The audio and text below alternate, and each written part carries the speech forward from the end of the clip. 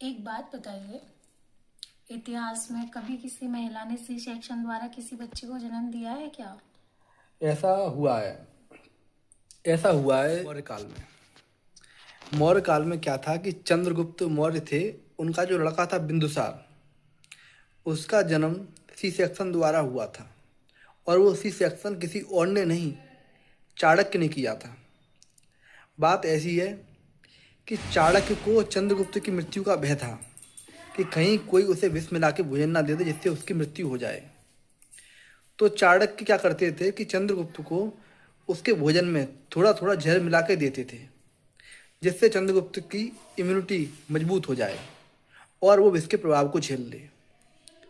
एक दिन क्या हुआ कि चंद्रगुप्त मौर्य और उनकी पत्नी दुर्धरा, जो कि बिंदुसार की माँ थी, भोजन के लिए बैठे थे। इतने में एक कोई सेवक आता है, वो कहता है चंद्रगुप्त मौर्य से कोई कार्य है बाहर। तो वो भोजन छोड़ के चले जाते हैं। जब वो भोजन छोड़ के चले जाते हैं तो दुर्धरा उनका इंतजार करती हैं। फिर चंद्रगुप्त मौर्य उनको संदेश भिजवाते हैं कि उन्हें थोड़ा समय लगेगा, आप खाना खा लें। तो जब वो भोजन कर लेती हैं तो वो गलती से चंद्रगुप्त मौर्य की थाली खा लेती हैं, और उस समय वो गर्भवती होती हैं, तो उनकी तबीयत बिगड़ने लगती है।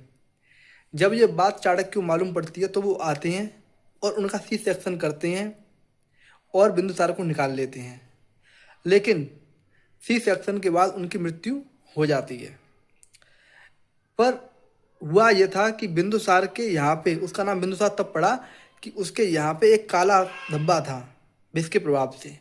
तो इसलिए चाणक्य ने उनका नाम बिंदुसार रखा था। समझ गई? जी।